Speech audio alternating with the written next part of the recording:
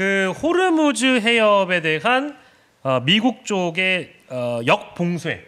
이건 사실 이란이 주로 호르무즈 해협을 봉쇄하는데 이 양반들이 한국 시간으로 어제 11시 넘어서 가지고 이 휴전 협상의 진전, 종전 협상의 진전이 없으니까 그냥 바로 그냥 군함 15척을 보내가지고 역봉쇄를 해버리겠다. 그러면서 이란 쪽에서 원유 수출길이 차단되면 당연히 이제 자금의 압박이 생기는 것이고 그걸 지렛대로 활용해서 미국 쪽은 이란을 다시 한번 압박을 해보겠다라고 지금 그런 어쨌든 속셈으로 보입니다. 네. 휴전 시한은 4월 21일, 그러니까 일주일 정도 남아있는 시한이기 때문에 다시 한번 두 번째 협상 테이블이 열릴 가능성도 있는 상황이어서 네. 지금 이란 혁명 수비대 쪽에서는 이거 오판하면 해협은 죽음의 소용돌이가 될 것이라고 맞서고 있고 현재 재협상에 대한 가능성도 조심스럽게 좀 타진이 되고 있는 모양이긴 합니다. 자, 어쨌든 뭐 언론 보도를 보면 휴전 붕괴 위기 뭐 이런 보도가 나오고는 있습니다만 경제평론가이시니까 제일 궁금한 게 그거예요. 이렇게 지금 위기 상황이라는데 어제 미국 증시는 왜 좋았고 왜 우리 증시는 왜 이렇게 좋습니까? 저도 새벽에 일어나면 나스닥부터 보는데 보니까 그 내용이 나오더라고요. 트럼프 대통령이 그 이란이 그 협상을 하자는 얘기가 전화가 왔다. 예. 이 발언을 하니까 그냥 뭐 증시가 다시 네. 그 안도감을 갖고 올랐다고 하는데요. 네. 저는 조금 그 이 트럼프 대통령은 이 말로다가 그 금융시장을 그렇게 안정시키는데 아주 그 탁월한 재능이 있으신 것 같아요. 네. 저는 좀 냉정하게 판단을 해보면 항복을 받고 싶은 것이 아닌가. 정치적인 그러겠죠. 목적도 있고 예. 그 다음에 경제적인 목적으로도 이거 그 항복을 받아내야 되는데 항복을 안 하니까 이란한테 배운 거예요. 돈 뜯는 거 보니까 자기도 뜯고 싶은 거죠. 네. 같이 옆에서 같이 뜯겠다고 하는 거 아니에요. 예. 저는 딱 그 모양새 아까 아닌가. 딱 근데 왜 우리 증시도 지금 뭐 이렇게 빨간불이고 같이 영향을 받는 거죠. 다시 이게 휴전 상태에서 합의가 될 것이다. 라는 예. 가능성을 예, 예. 희망을 보고요. 예. 합의가 될 수도 있지만 어쨌든 얼마 전에 했던 건 또 합의가 안 됐잖아요. 예. 합의가 안 될 수도 있는 건데. 그렇죠. 그런데 어쨌든 우리나라 증시, 그러니까 전 세계 증시가 같이 이제 동반 상승하고 동반 하락하는 성향이 이제 짙어져 버렸지만 이번 같은 경우는 조금 아닌 것 같긴 하지만 어쨌든 미국이 확 올라 버리니까 우리도 큰 기대감을 갖고 네. 같이 매수세가 좀 따라 붙은 것 같지 않나 싶습니다. 진짜 폭풍 불고 큰 비가 올 때에는 공동의 우산을 전 세계가 이제 연합해서 쓴다고 해도 몸으로 물 튀는 게 막기가 좀 힘들잖아요. 네. 그래서 이재명의 정부가 이제 내놓은 해결책은 예.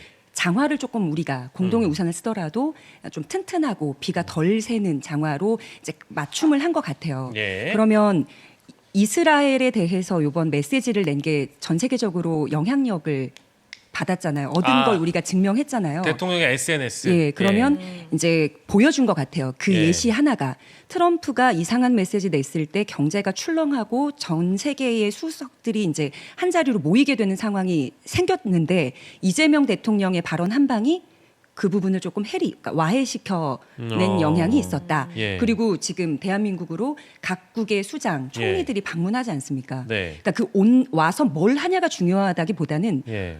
어렵고 힘든 상황에 한국을 찾아왔어. 예. 그 자체가 주는 메시지도 굉장히 큰 것 같아서 전 세계 들고 와가지고 천궁 실어가는 그 모습만 봐도 트럼프 입장에서는 굉장히 간 쫄리는 일이 될 것 같아요. 네. 그 영향력 보여준 걸로 끝났다. 아니 방금 말씀 주신 대로 저는 그 최근에 대통령 SNS를 가지고 국내에서 엄청 시끄럽게 네. 야당 쪽에서도 비판하고 네. 뭐 언론에서도 이게 외교 문법 기존의 외교 문법과는 뭐 다르다라고 하면서 왜 굳이 이스라엘 쪽을 자극하냐 이제 이런 보도까지 이어지고 있는 상황인데 저는 이게 대통령이 SNS 쓸 때 아무 생각 없이 막 그냥 예를 들면 아니죠. 뭐 우발적으로 안 하죠. 쓰거나 뭐 네. 그냥 막 쓰시는 분이 아닐 거 아니에요. 그리고 과거에는 그냥 뭐 정치인이었지만 지금은 한 나라의 수장이기 때문에 이런 거를 쓸 때는 상당 부분 어느 정도 좀 정교하게 계획을 가지고 쓰실 거라고 봤는데 그게 지금 우리 강미정 대변인 말씀해 주신 대로 좀 좋은 영향을 그래요? 지금 국면에 끼친 거 아닐까요? 어떻게 봐야 될까요?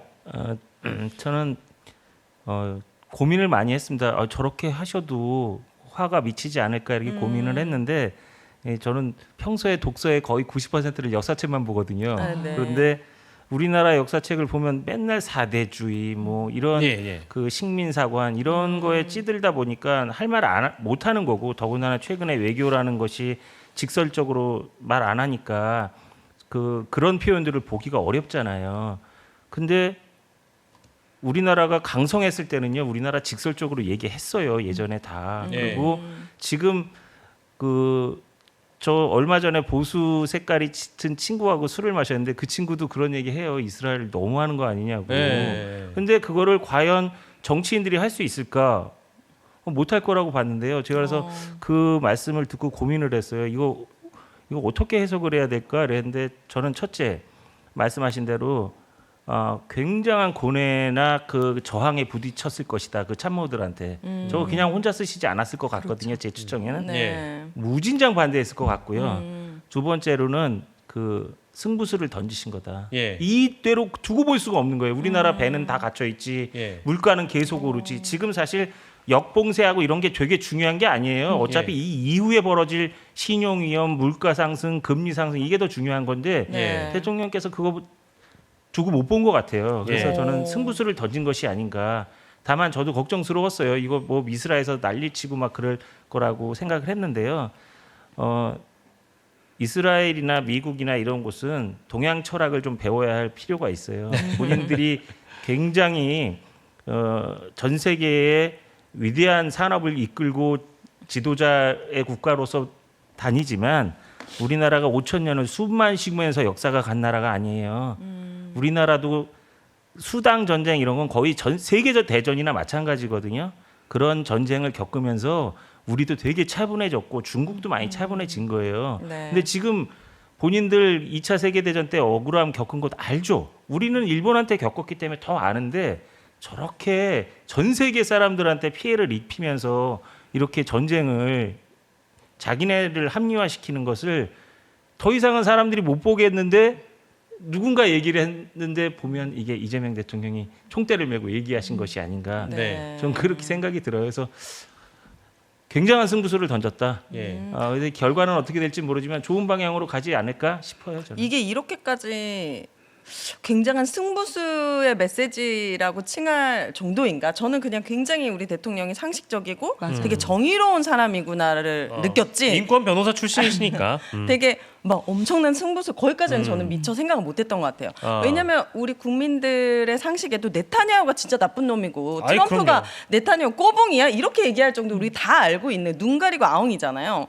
그런데 대통령이 그렇게 얘기했을 때 우리나라 전문가 학자분들도 그걸 지지하고 우리 국민들도 이스라엘이 우리 대통령 비난했을 때 장난하냐? 그러니까 우리 국민들의 지지를 한 몸에 받고 있는 대통령이기 때문에 네. 우리는 그럴수록 더 이제 대통령에게 힘을 실어주면 된다라고 생각했습니다. 다만 야당 의원들이 국적이 네. 이스라엘인가 싶을 정도로 이 사람들 뭐야? 이스라엘이 그렇게 비난한 것까지 맞아요. 이해됐는데 예, 사대- 야당에서 난리를 치니까요. 사대주의에 빠져 있는 거예요. 지금 그 미국이라는 사대주의에 확실하게 빠져가지고 있었기 때문에 그런 거였거든요. 근데 이제 우리나라가 되게 강한 나라가 됐어요. 약한 나라가 아닙니다. 예. 이렇게 목소리 내고요. 그다음에 그 이스라엘이 그 유태인이 굉장히 사실은 2차 세계대전에 고생을 많이 했죠.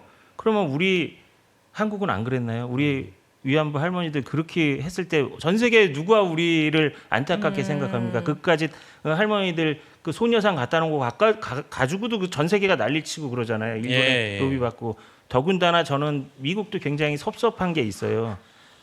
위안부 할머니 그때 그 합의 보게끔 만든 분이 바이든이잖아요. 네.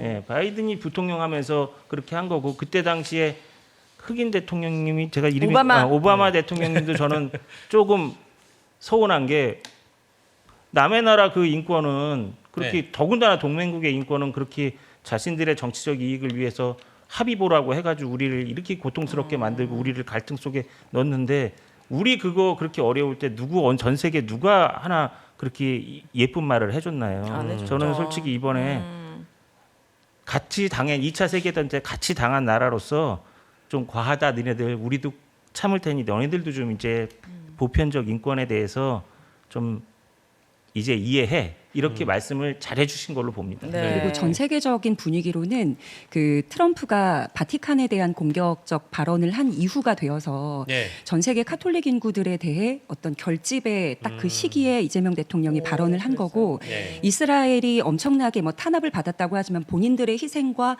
탄압당한 그 역사가 다른 나라에 대한 공격의 명분이 되어서는 안 당연히 된다라는 안 되죠. 큰 어쨌든 틀이 잡힌 상태였고 예. 2023년 11월인가에 중국이 이스라엘 그 국가 명칭을 온라인 지도상에서 지웠던 적이 있어요. 그러면 이제 중국도 같이 연대할 명분이 생긴 거고 예. 이번에 일본도 같이 그러니까 한중일이 한꺼번에 다 같은 목소리를 내게 캐스팅 보터 역할을 이재명 대통령이 한 게 분명합니다. 네네. 그래서 정치적인 해석도 잘 해냈고 그리고 국민 공감 우리가 일본 성노예 문제에 대해서 한 번도 뭐 제대로 일본한테 뭐 사과를 못 받아냈다라는 그 오명이 있지만 이번 결에 한꺼번에 해결을 할 수 있는 예. 반인류는 척결한다라는 예. 메시지로도 공감을 충분히 산 것 같고 저는 예. 타이밍 좋았다고 봅니다. 우리 네. 헌법에도 나와 있지만 국제 평화에 이바지하는 것이 우리 헌법에 기록이 돼 있기 때문에 대통령께서는 저는 헌법을 준수하신 네. 거라고도 우리 국내 헌법을 준수했을 뿐만 아니라 평화적으로 국제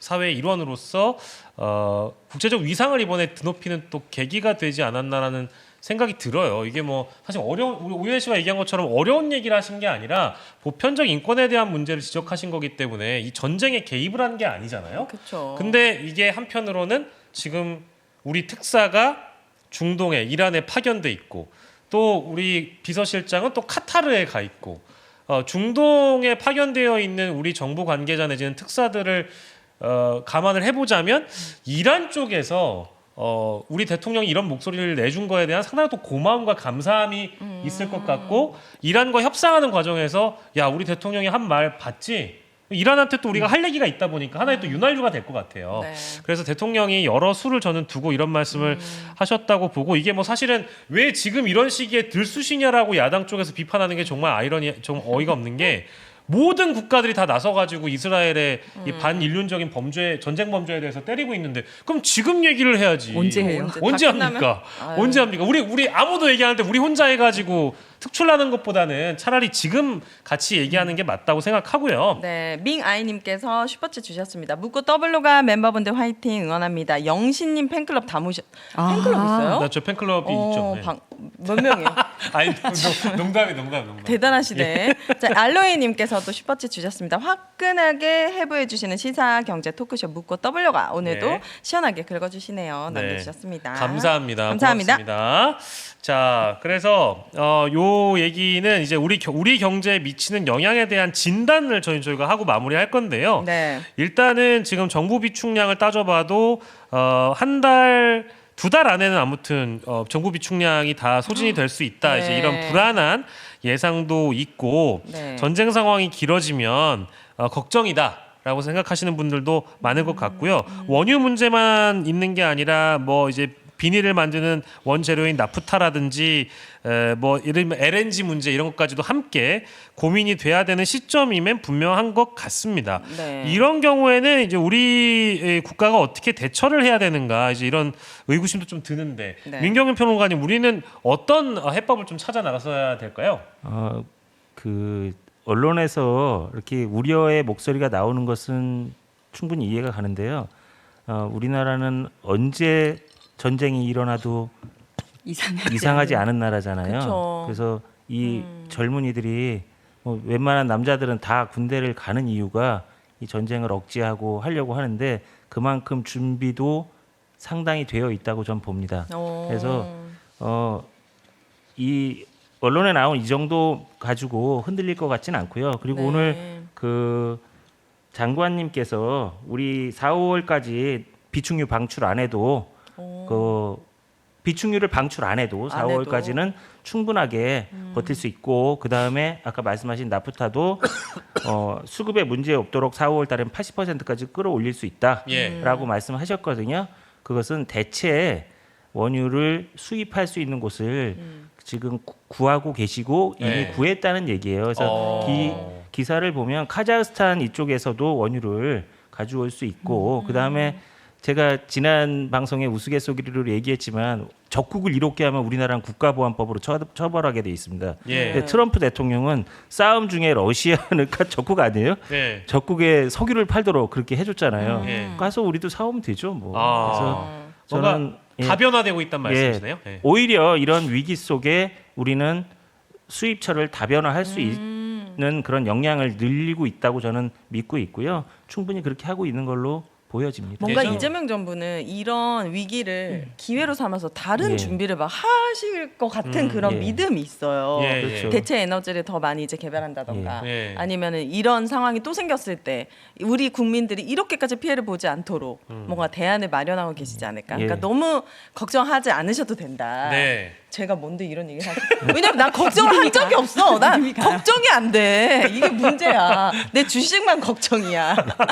아니 근데 실제로 뭐 카타르라든지 아랍에미리트라든지 네. 사우디 이제 이런 국가들과 우리 외교 라인들이 소통을 현재까지 안 했던 건 아니고요. 실제 굉장히 많은 소통을 이루고 있고 지금 한국에 있는 이런 중동 국가에서 파견된 대사들조차도 한국을 최우선 원유 수출국으로 우리가 생각을 하고 있으니까 너무 불안해하지 않았으면 좋겠다라고 약속까지 또 이미 받아놓은 상황이기 때문에 이런 국가 위기가 있었을 때 우리 리더들이 어떻게 대처하는지의 그 태도, 네. 자세 이런 것들도 국민들이 바라볼 때 좀 이렇게 신뢰감을 얻는 게 중요한 것 같아요. 옛날 같으면 저 어렸을 때인데 그 바다에 북한 쪽에서 터트린 폭탄 하나 발견이 돼도 전쟁 난다면서 통조림이랑 나머지 뭐 랜턴부터 다 가방에 담아놓고 뭐 숨을 곳을 찾아라 이런 포고들이 있었어요. 근데 지금 만약에 그렇게 함에도 그 시절로 돌아가서 생각해보면 이상하지 않은데 예. 이 경제 공포라는 것이